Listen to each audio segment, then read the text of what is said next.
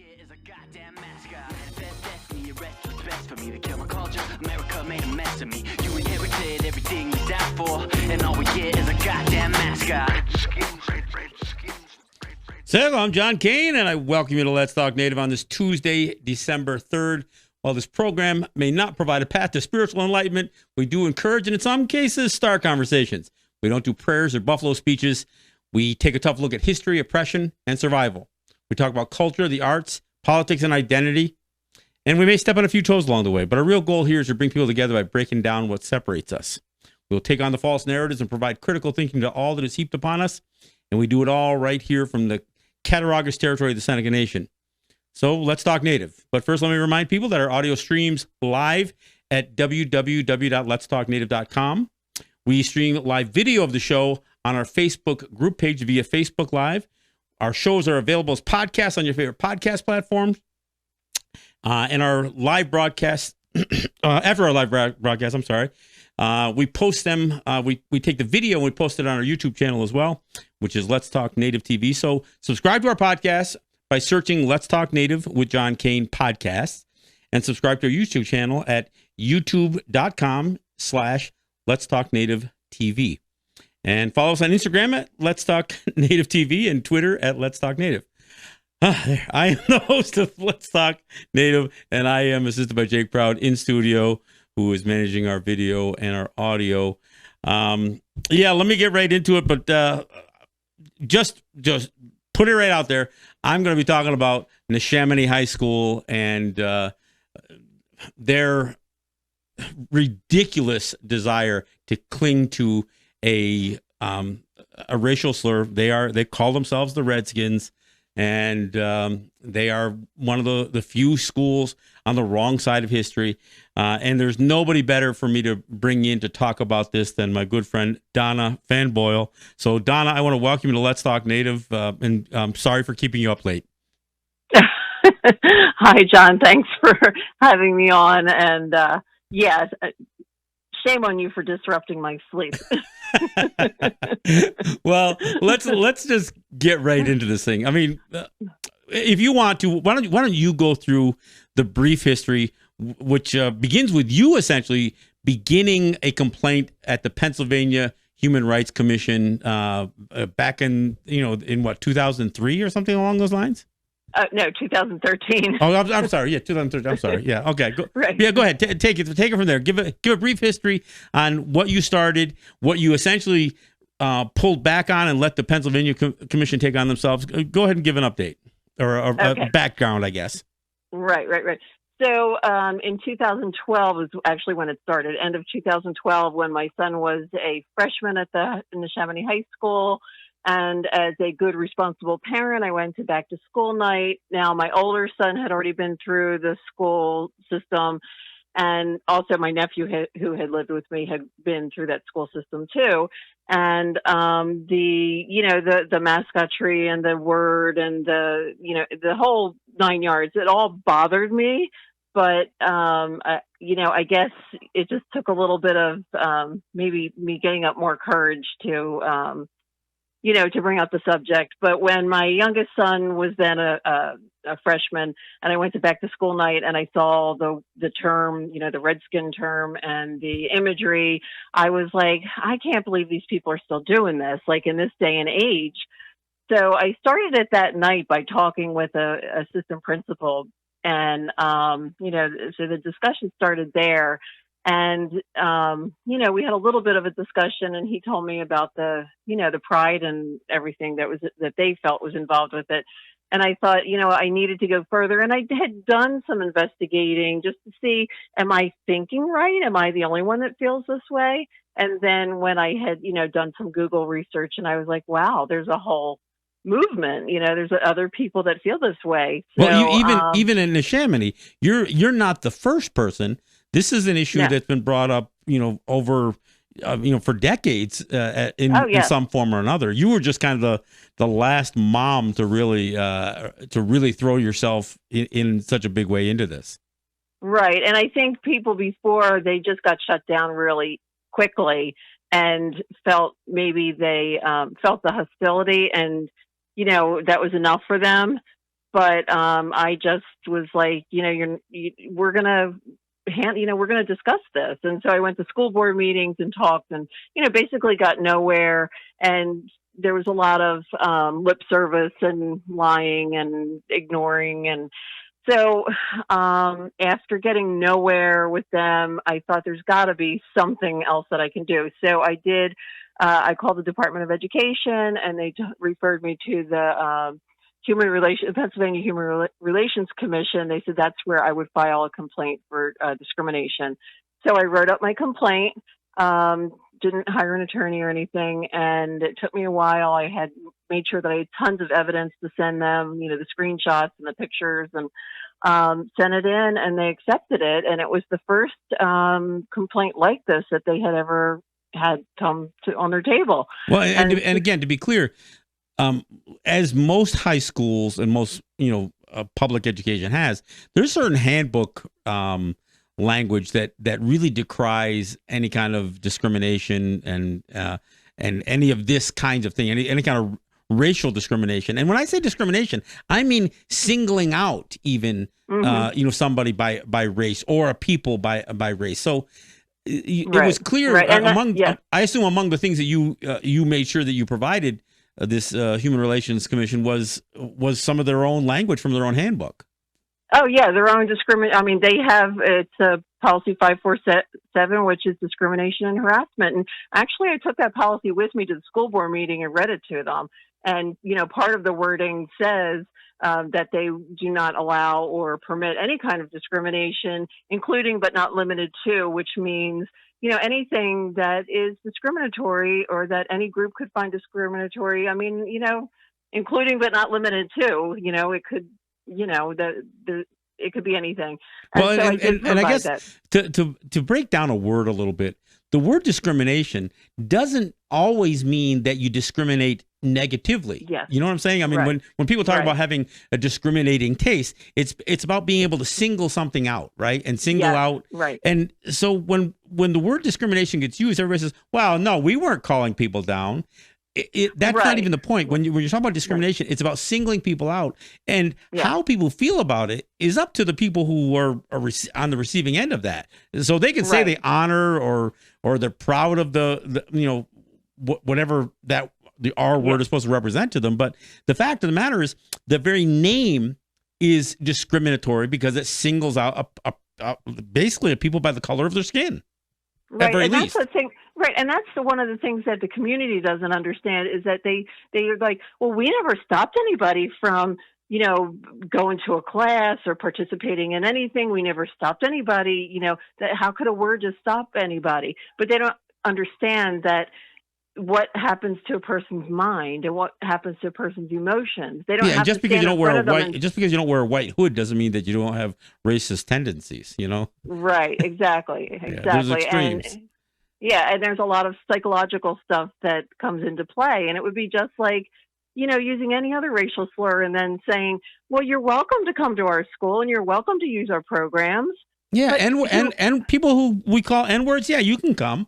But we're still going to call you that, or we're going to throw that word around, and be oblivious to the fact that we don't discriminate against black people. We just like the racial slur that we use against you. So, right, and we're going to ignore that it makes you a little bit uncomfortable, a little bit uneasy. Maybe you don't feel quite so safe in our school, and we'll ignore the historical context, to where the word comes from and how it has always been used, all that stuff. So anyway, and the fact that you are a taxpayer paying for this school to be derogatory towards your people. Well, and we'll get into some of the other flagrant details that gets missed in all of this conversation. But so, you bring this up with the Human Relations Commission. At some point, they take me seriously. They take my my complaint seriously. They do an investigation. It takes 18 months, and they rule against the school district. They say, we find that there is, it's discrimination. We find against you, and here's your 17 terms of adjustment that you must abide by. Well, then it went to an automatic appeal. And so they, went to appeal. They did more investigation. 18 months later, they rule against the school district again. Here's your 17 terms of adjustment that you must abide by. Of course, it goes it goes into appeal again. And during that time, I had faced so much hate, harassment, bullying, threats. Wait. You mean you weren't honored? Right. You weren't feeling loved with all that honoring of no, huh? Okay. No, I mean, the slur is bad enough, but some of the things that were said to me, and I've seen some of the stuff that even gets posted today. I mean, some of the stuff that you and Ann and I want to give props to. Is it Mangilio? Mangillo? Yeah, I'm Mangillo Remy. Mangillo Remy. Okay, I'm never sure how to do I got the Remy part. Mangillo Remy. I got to give her props. I know she's not feeling well, so I want to also, send out thoughts to her as well. But I know that she actually went to high school here, didn't she? Yes. Yeah. Yes, so she's been at this for a long time. She's again one of those people who represent decades long battles with the school over this stuff, and her family and that kind of thing. So right, and walking on eggshells, being careful of what you say, and then of course being called out. I mean, and on any variety of things, for standing in opposition to this kind of thing. So I mean, and she's actually Lenni Lenape, which are the native people who were indigenous to that area. I mean, you're right. Cherokee, so you're just a native. You're a native person who just feels who obviously is uncomfortable with the fact that they're using a racial slur for the name of their sports teams, and of course they it just goes over the top with how people treat these things. But also the fact that I have a great deal of respect. Like I knew Ann's grandfather from the time I was a adolescent, so he had a lot of influence on me. And I have a lot of respect for the people of this area, and that they need help in standing up to this, and I just felt it's worth putting myself out there and fighting the fight for them. And there are the Lenape tribes here who wrote a statement to the school district saying that they do not want to be used as mascots, and especially not their R word that is not respectful and honorable to them. Right. So anyway, you went through this terrible amount of harassment. You actually withdrew the complaint, but then the Pennsylvania Human Relations Commission picked it up anyway on their own. They took it forward without you being the complainant. Is that correct? Right. Okay. Yeah, because of the amount of crap that I was going through. Well, and they'd already had rulings, so they were going to drop it at that point. Right. And I didn't. Well, they would have went on with the appeal. And I, with my son being it was through his whole high school, career, and it was just getting to the point where he was going to be a senior, and I didn't want his whole, senior year to be messed up with this. So what's your mom doing stuff? Yeah, all that. Yeah. Well, I had, we had to be separated. Like I didn't want them to know that I was his mother. I didn't want him to talk about me, and I didn't bring his name up because I didn't want him to be even more of a target. Yeah, that's crazy. Yeah. Yeah. So, and that's another part of the damage done that, through his school career, I was always involved. But then when it got to the high school, all of a sudden I had to, hide in the shadows because I didn't want him going through this stuff. But so then the Human Relations Commission, they filed their own complaint because they realized that it really is, with the amount of evidence that they were given, and they realized that it really is a detriment to our community and how harmful it has affected people. The kids on the school newspaper were harassed and threatened for banning the R word. Yeah, the Play-Wickian, which is a pretty respected high school, among the most respected high school newspapers. Yes. The editors and the writers there decided they didn't want to use the word anymore in the school newspaper, and the school officials fought them, actually punished them for refusing to print the R word in their newspaper. Right. It turns out the Native American Journalists Association actually awarded these guys and praised these guys for the stance they took, and they got a lot. I mean, I remember Keith Olbermann on. There was a lot of national recognition that came to these students, and again, many of the schools that fight these mascots the fight starts with not with activists like yourself or myself, or even parents. It actually starts with students, and whether it starts there, these students had stepped up anyway. Yes. So and we they end actually, go ahead. they actually were awarded from the city of Philadelphia. There was a resolution made to them for standing against racism. So the city of Philadelphia, the city of brotherly love, honored them for standing against awesome. racism. Yeah. So anyway, the Pennsylvania Human Relations Commission takes this thing forward. They went through this. This ends up, this latest thing is the last round of appeals or whatever else that, or if you even want to call it that Neshaminy could go through. They had hearings, and they came up with a ruling back on the 25th of November, right in the heart of our special month, Native American Heritage Month. And frankly, and you and I talked about this a little bit. The ruling, on one hand, was a bit of a cop-out because they didn't come right out and address the word specifically. They tried to say, well, we'll let you keep the word, but we're going to give you these conditions that, frankly, the school was not willing to meet. And among the things that they couldn't do, they had to address any image or anything that the mascots or whatever that would promote a negative stereotype. Of course, that's a kind of a broad definition, especially when you consider the word itself is a negative stereotype, the name itself. But that's and they put a requirement about certain education, because one of the things that is clear is much of the imagery that they use always had, Native people looking like a bunch of bloodthirsty, warrior savages. And they almost never used imagery that was consistent with what the Lenape would have looked like in that area. They do the typical pan-Indian Hollywood image of, full headdress. Yeah, full headdress or some, silly thing with headbands or, whatever, cartoon images and that kind of stuff. Right. And so they were very incompatible with what I mean. The name Neshaminy comes from a Lenape word for the river in the river in that area, the way it splits, from what I understand, or something along those lines. Right. So the high school's name is Neshaminy, and then they, which is a Lenape word, and then they have to use this English racial slur to refer to Native people as their mascot. I mean, it's that all by itself is a problem. But anyway, that's what the Human Relations Commission comes up with.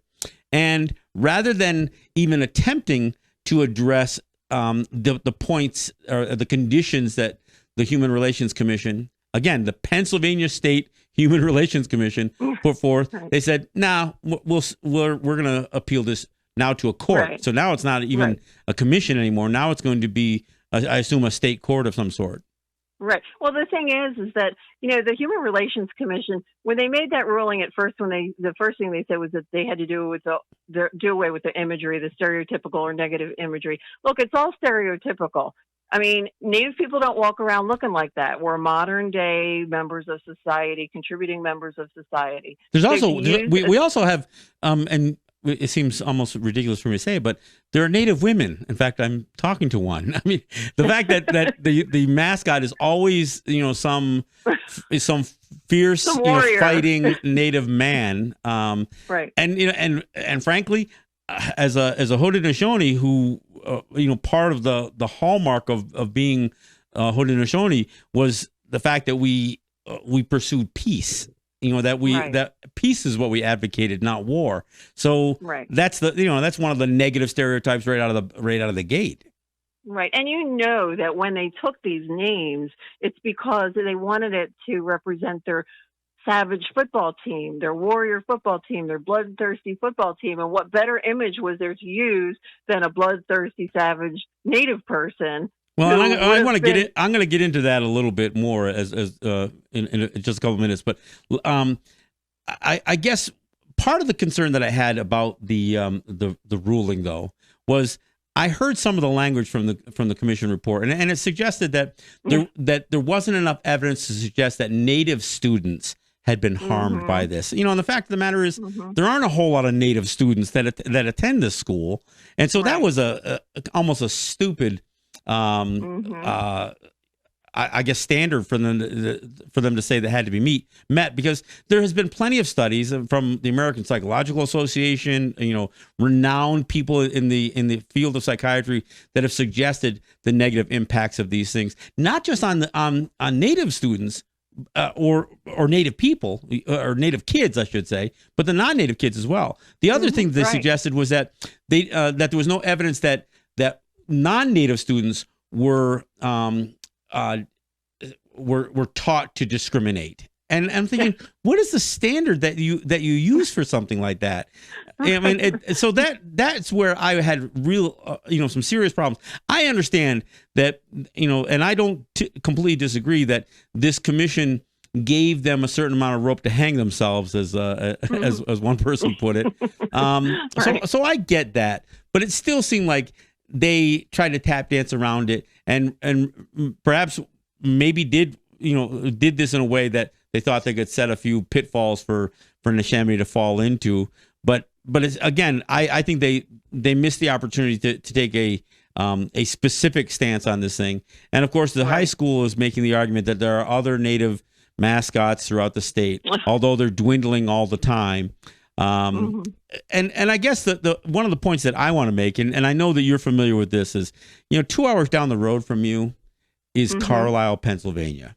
Yeah, famous for and frankly almost the standard for Indian boarding schools, the Bureau of Indian Affairs boarding schools. This school was operated by this captain, or who would be called a general later, Pratt, who he coined the slogan "Kill the Indian, save the man." So Native kids were literally beaten. They had their hair cut and their clothes ripped off them. Any semblance of Native identity was stripped from Native kids, and this thing would start in the mid to late 1800s and would go on almost to the point at which a school like Neshaminy would pick up Redskins as their nickname. That's how long Carlisle Indian School existed, and this is a school that 10,000 Native kids were forced through.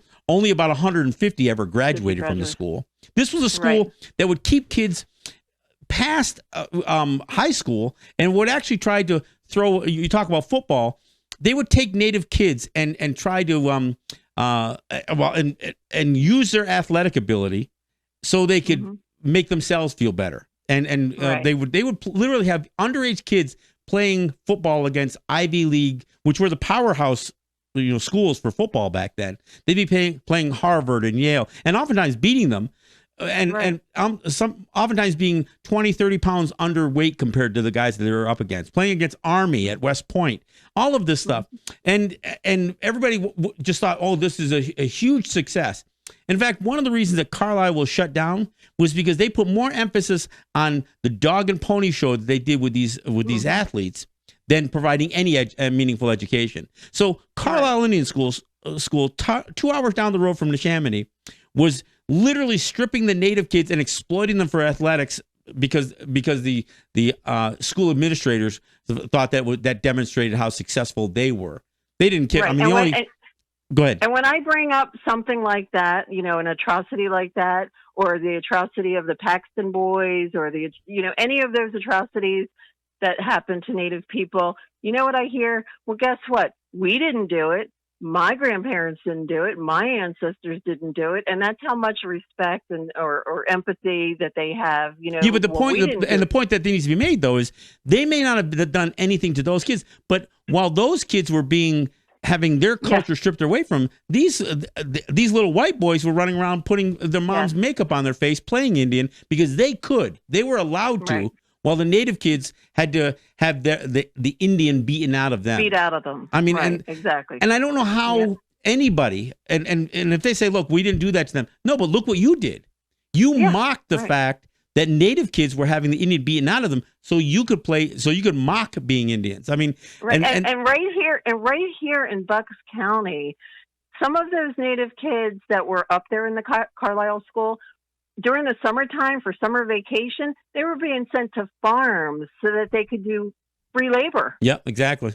Oh no, they were You know, exploited in any number of ways, and in yeah, fact, that was summer vacation, free labor for the farmers. and part of the reason, the other reason, besides the exploitation over sports that Carlisle was shut down, was because World War One was breaking out in a big way, and they took all of the boys out of that school and put them right in the military first thing. Right. So that was part of And the other reason that the thing was shut down.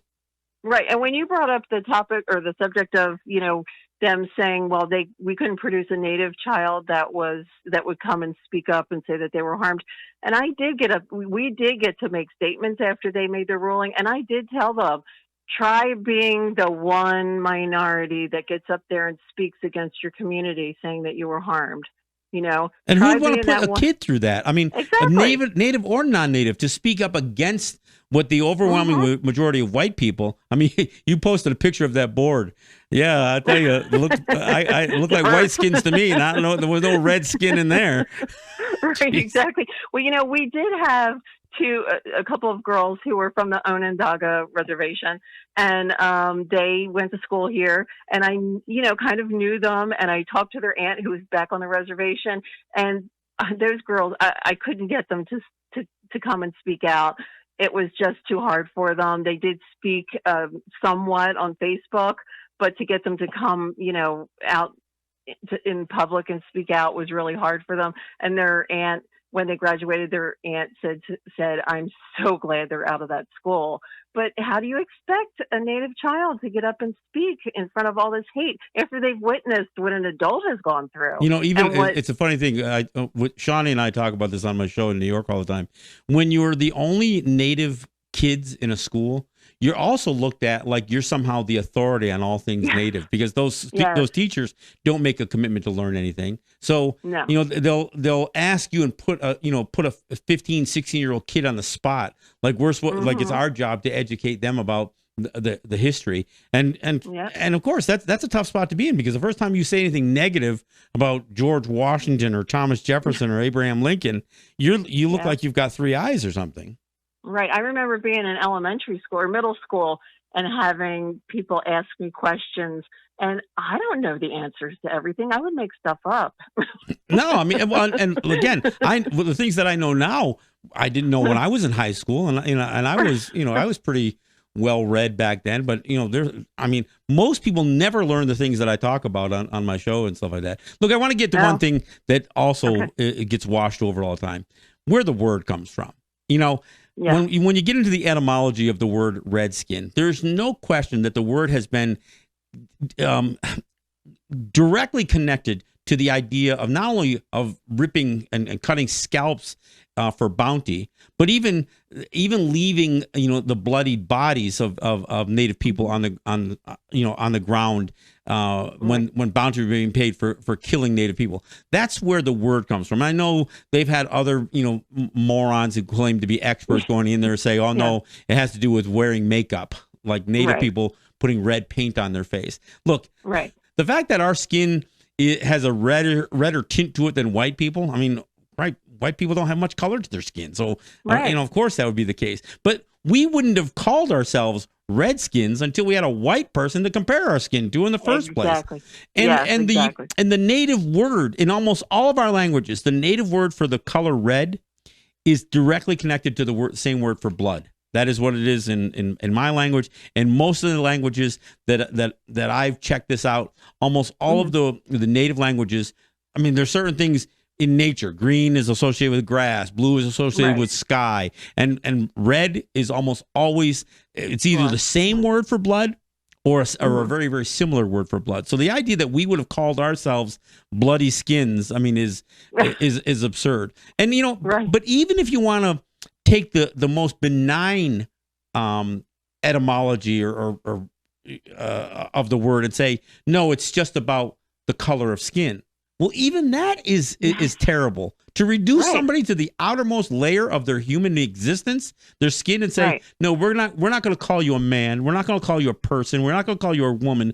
We're just going to refer to the color of your skin and call you a red skin. I mean, the whole thing is so derogatory, and it's always been meant derogatory. And whether it was L. Frank Baum calling for the writer of the wonderful Wizard of Oz, who called for our extermination, or whether it was any of the newspaper accounts that you oftentimes, put a word like dirty in front of the word redskin, or associate us with vermin or an infestation of an area. It's never been used as look, even Carlisle Indian School, they didn't call themselves Redskins down there. No. I mean, they were Indians because they were Indians, but that's what they were trying to beat out of them.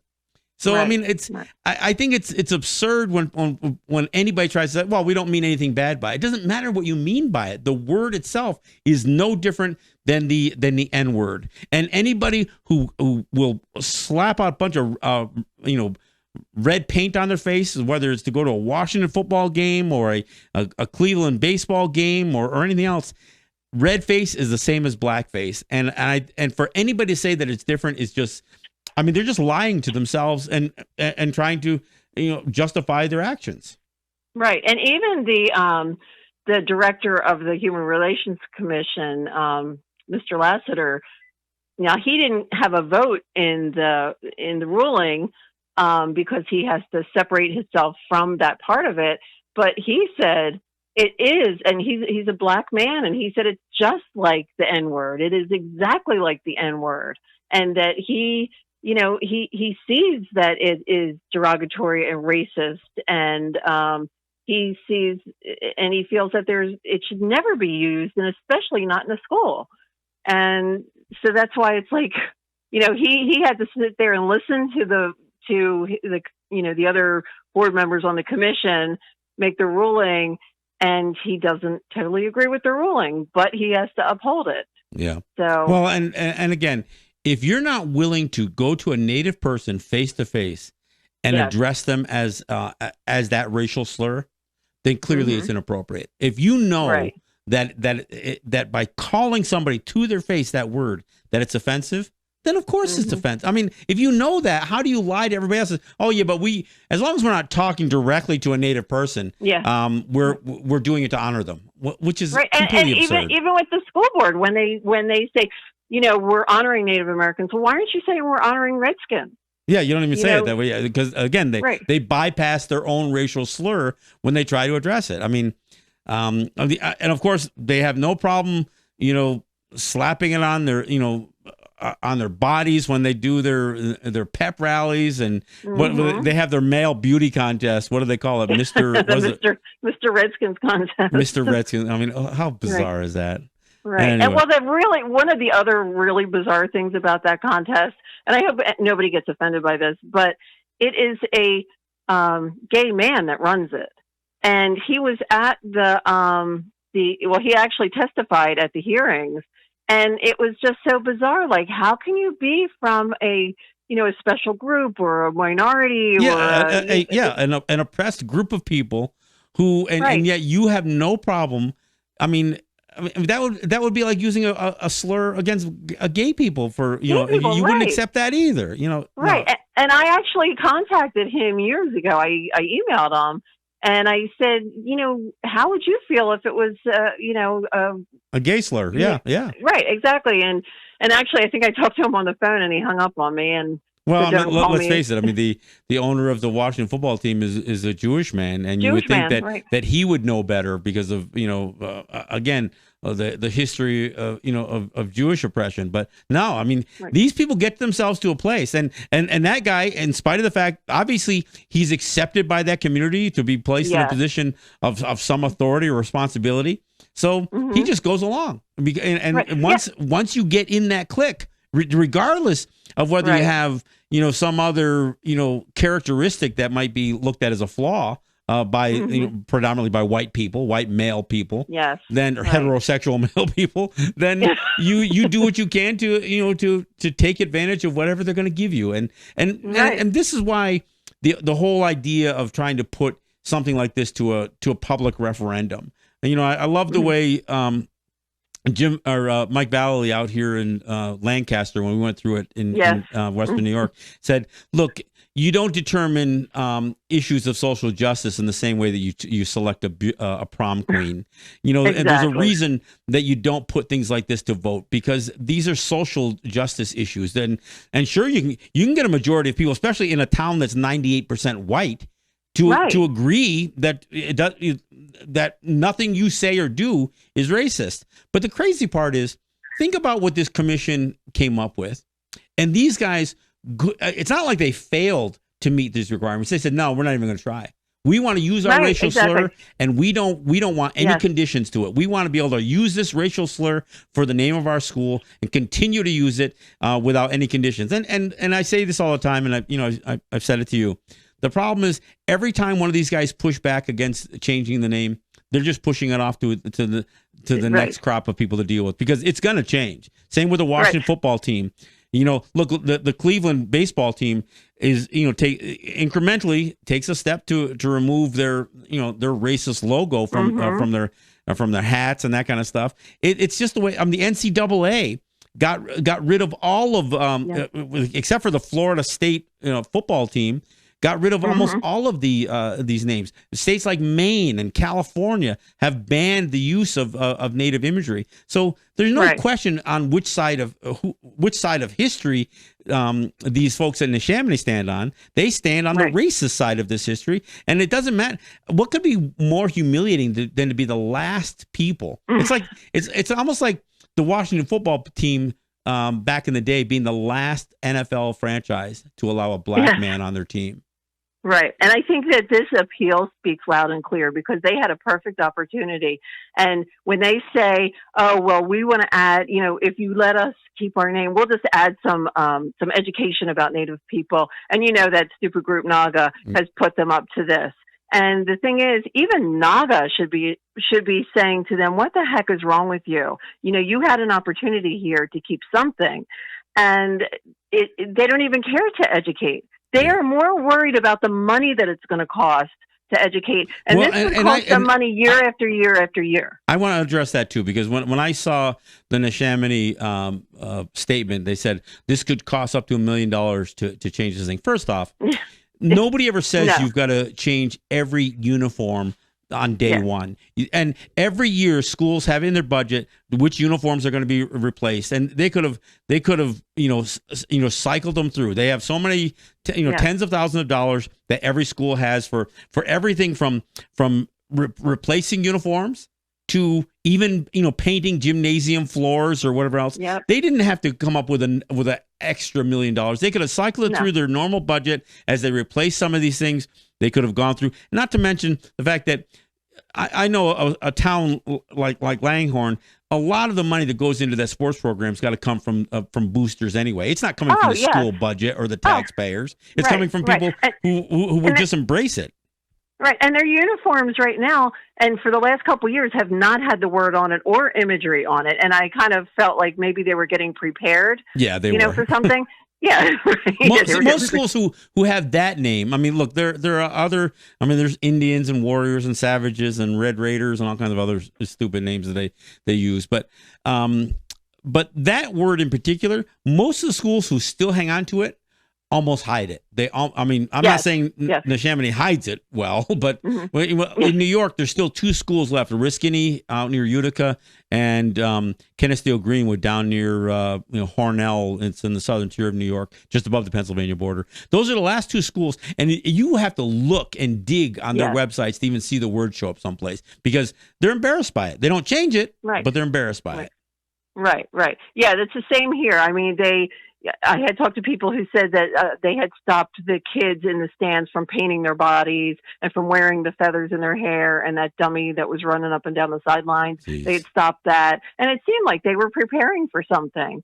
And they are. So it wouldn't have cost so much to change. This ruling is something that, whether they reject it and appeal it or not, it's going to be an issue for them going forward. And like I said, I think Neshaminy is, in the final days of bearing this racial slur for a name, and the thing is, their school colors are red, white, and blue. Why don't they just call themselves Patriots or something? That sounds all hup America and that kind of stuff for them. I don't know. It just seems crazy to me that that they are so committed to this racial slur. And I wonder, John, we've seen in different towns and communities where they all of a sudden come up with lots of money to fight to keep their mascot. Right? They come up with all these ways to make money to fight to keep their mascot. Well, how much is this fight costing? I mean, they've got a pretty expensive law firm fighting this thing for them. So when they talk about spending $1 million to change this thing, they could spend $1 million fighting this thing and still have to change it down the road anyway. Right, and they're going to be paying lawyer fees. The thing that was going to cost them the amount of money, it wasn't changing the imagery. The thing that would have cost them is because the Relations Commission said that for as long as you want to keep that word as your name, you have to educate every year, which means you have to bring in psychologists, child psychologists, you have to bring in educators, you have to bring in Native people to educate. That's what was going to cost them the money, not the change itself. It's wanting to keep the name. That's what would have cost them the money, because you have to educate year after year after year, and it has to be measurable education. They have to take a test to see if it has actually worked. Yeah, I mean, and there's ways to assess whether somebody has come out of a school like Neshaminy with some sort of negative impression of what, or at least a false impression of what being Native is. Because again, here's the bottom line: folks like yourself or Ann or anybody else who is Native and living in that area, you guys are overshadowed by this freaking racial slur that not only Neshaminy uses, but you went to school in a town nearby. Weren't they also a Native mascot as well? Yeah, Council Rock Indian. Yeah. So when you look in an area like that, and you want to ask, well, how do I what's the first thing that comes to mind when you use the word Native or Indian or whatever else? It's these schools and these ridiculous pan-Indian, negatively stereotypical images that these schools bear. Right. And that's what's all around us. I mean, Hollywood, look, one of the most famous Native images that everybody knows is Iron Eyes Cody, and he wasn't even freaking Native. He was Sicilian. Right. This guy played... Funny. It's so funny that you say that, because today when they posted that the school board was going to appeal on one of the community pages, somebody actually put up a meme of him crying. Jeez. And I was like, and I can't even comment because, if I comment, I'm going to get a text. And I'm like, oh my God, I have so much to say about this, but I just can't. It just doesn't end, I tell you. Donna, I want to thank you so much for joining me. I'll have to have you, join us in New York here. I'm going to try to get Roxanne Dunbar Ortiz back on my show. She was going to join me a couple of weeks ago, but fell ill. So, but I have to have you join me in New York. I look forward to it. Well, you call in anyway, so I don't even have to invite you. I open up the phone lines, and I always look for your call. So, yes, we'll go through it all again there as well. So I think people have to understand what we're up against. I want to thank you for joining me and thank you, for John. Staying up late with me. I'm going to start snoring. All right, there you go. You're off to sleep. Good night. All right, good night.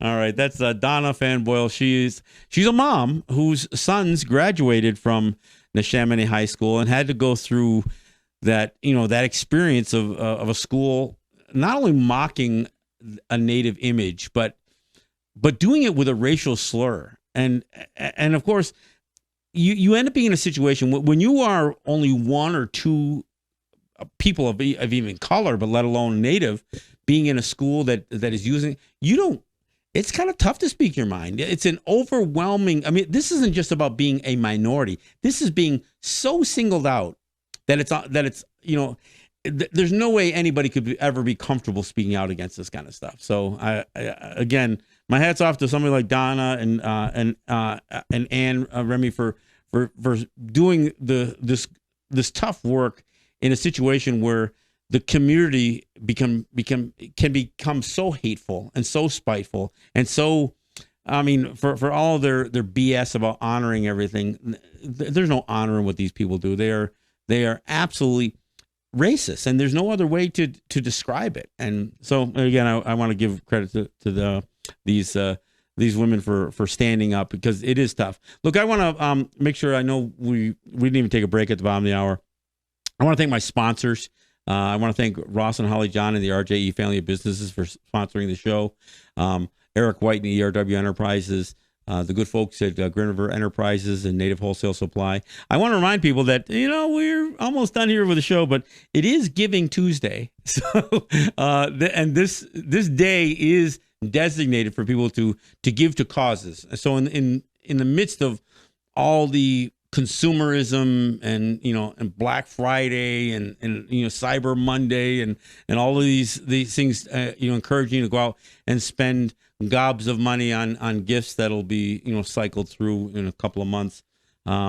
There's also a push on this Tuesday, and again, we only got an hour or so left of the day, but I do want to. I'd be remiss if I didn't at least say, look, you can contribute to the show. I've got 3 major sponsors and a few other people like Ed Schindler and Cynthia Trice and a couple of folks from New York that support what I do. But if you'd like to contribute to the show, you can go to my PayPal account. You go to paypal.me/Let's Talk Native. That's my PayPal account. You can make a contribution through PayPal. You can also drop a check in the mail. My post office box is P.O. Box 93. That's Versailles. It's really like Versailles as in France, but Versailles, Versailles, New York, 14168. Again, you can reach out to me. You can get a hold of me on Facebook if you want to make arrangements to make a contribution. We are trying to raise some dollars to build out a little bit of an equipment list, so Jake and I can work on some other documentary work. So we're always looking to expand our abilities and our capabilities. So again, it is Giving Tuesday. So if you're running out of time on the day for figuring out who you can give to, well, there's always Let's Talk Native and Let's Talk with John Kane. So I wanted to put that out there. Look, I want to thank Donna for joining me for most of the hour. And I have to go back to a couple of issues associated with this. I oftentimes I'll talk about L. Frank Baum, and people don't understand. Well, why do you bring up L. Frank Baum? Well, I'll tell you why. Because he's this beloved author of what people think is a children's story, although The Wonderful Wizard of Oz was actually more of a political parody. So he writes this book that becomes this big time blockbuster movie with Judy Garland and Ray Bolger and all these other folks. And yet before that, he was the editor of a newspaper where he literally called for the extermination of Native people. And he did it in such a way that, and I'll try to pull up here. He did it in such a way that he tried to justify why it is that, let me see if I can pull it up here. Hold on just one second. There we go. This is only part of an editorial he wrote. He called for the extermination. He said it's time to just wipe out Native people. He says we cannot honestly regret their extermination. History would forget these latter despicable beings and speak in later ages of the glory of these grand kings of the forest and plains. I mean, he literally said we can mistreat the contemporary Native. We can mistreat the contemporary Native people and still praise the people in the past, which is exactly what all of this mascot issue thing is all about. He literally said, annihilate them, wipe them out, exterminate them. And then we can sing their praises. We can call our football teams the Redskins. And he used the word Redskin multiple times in these editorials. He wrote 2 of them. I encourage you to look them up. L. Frank Baum, the Baum's Genocide editorials. And the first one he writes basically almost as a praising of Sitting Bull, because Sitting Bull was murdered. And he said with the death of Sitting Bull, that's the last good one. Now that all that's left are a bunch of mangy cur that lick the hands that smites them. He literally said the Native people who now linger on should just be exterminated. And then we can, he goes on and says, this is the least we could do. We could kill them now, and then we could save the images of them, through eternity. I mean, that's literally what this guy was promoting: the killing and the extermination of Native people. when you think about this General Pratt saying, kill the Indian, save the man, this guy literally said, kill them. Kill them.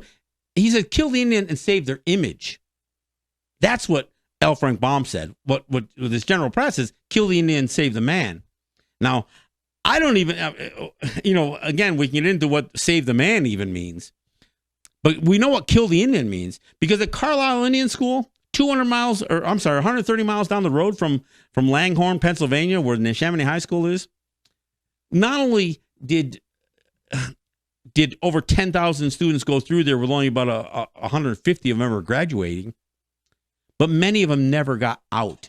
Not just with a diploma, they just never got out. They died there. Hundreds of kids died at Carlisle Indian School.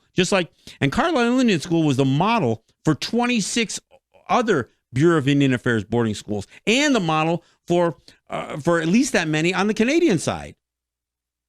On the Canadian side, they did a Truth and Reconciliation Commission and determined that there was probably in excess of 6,000 kids that died in residential schools. And the U.S. side, it was probably at least the same. And in Carlisle Indian School, again, 2 hour drive from Neshaminy, they had a graveyard. How many schools do you know? I don't think Neshaminy has a graveyard. Why? Because it's white kids that go there. You don't need a graveyard when you have white kids going to school. But you had to have a graveyard for Native kids going there, because you weren't going to send them home. Or if you were going to send them home, you might. And this is one of the things that Dartmouth had determined when they studied Carlisle Indian School, is not only were there in excess of 500 kids who died as students at Carlisle Indian School, but there may have been at least that many more who were sent home to die because Carlisle didn't want the dead kids on their hands. So they sent them home, terminally ill kids. And why were they terminally ill? Because tuberculosis and malnutrition. Like Donna said, these kids were worked. They weren't just propped up like Ivy League schoolers. These kids weren't being elevated. What were they going to graduate with? Only 150 of them graduated from Carlisle in the first place. And there's a few notable names that come out of there. Jim Thorpe is one of them, right? Why? Because of his athleticism, which Carlisle exploited. They exploited these kids so they could shine. So these white people, Pop Warner, yeah, the entire football league for kids is named after the coach of Carlisle Indian School. Why? Because he exploited those kids for his own fame, and that's why everybody knows the name Pop Warner, but you don't know the 500 kids who died there. But again, 2 hours down the road, you've got and in schools all over the state of Pennsylvania and other states, you've got schools full of white kids who get to play Indian, who get to grab and appropriate that Native image for themselves, whether they're on a football field or whether they're cheerleaders or whether they're playing baseball or just their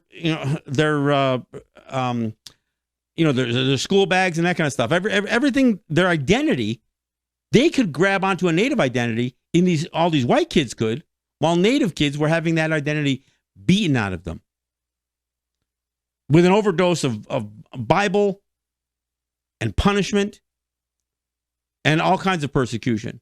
Why? Because they were told to be Native was to be satanic.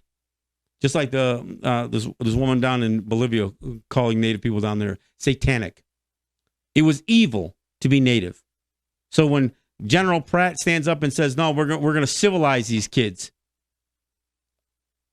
they also had a slogan at Carlisle Indian School that said, "God helps them who helps themselves." That was part of the slogan with Carlisle Indian School. Well, it's ironic that the policies of the United States would leave Native people not self-sufficient, but government dependent.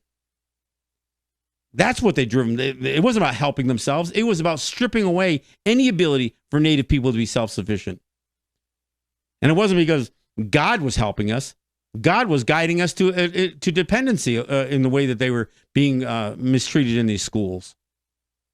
So I'm sorry, when I see a school, whether it's the school that I went to in Cambridge, New York, 99% white people there who want to cling on to a native imagery, or whether it's Lancaster, 98.5% white, or Neshaminy High School. And the few native people in the area who speak out are persecuted, are condemned. They're booted off of every social media page there is. They can't even speak out. The first time they do, they get condemned and they get called out. I mean, they literally have been threatened. And I know that it's true, because when I was fighting, or not even fighting, when I was trying to educate the folks at Lancaster High School, I had students, who tried to threaten me physically. I was, man, you better get the manhood first before you try that. But Mike Valley and some of the school board members, the superintendent, these guys were under constant harassment, and not just from the students. The students who did it had the support of their families, their parents at home. The worst ones are not the students. The worst ones are the adults who think that the only thing that they live for is the glory days of high school, when they can claim to have been an Indian or a Redskin or a warrior.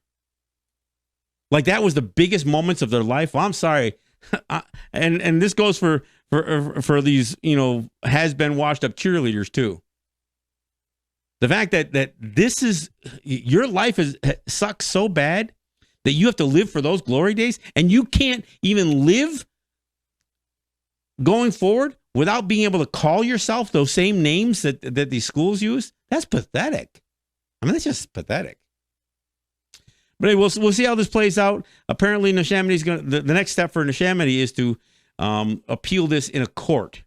Look, I've testified as an expert witness on a number of occasions on tax cases and on estate cases. So perhaps I can get myself entered into a court in Pennsylvania as an expert witness and get a chance to speak my mind down there. I'd love to participate in the process. So we'll see. All right, I want to thank you guys for listening and hanging with me. I will be in New York this week, so listen for our 2-hour show. I'm not exactly sure. I'm still working out some details on what my theme and what my topic is going to be in New York, but it's Thursday on WBAI. You can go to WBAI.org and listen to it stream live there. Of course, we'll do it on Facebook Live, but if you're in the city, it's 99.5 on the FM dial. That's WBAI, and that's Thursday from 3 to 5 p.m., so drive time, 3 to 5 p.m., in New York City. So look for me on Thursday, and then we'll be back here on Saturday. We'll see you then.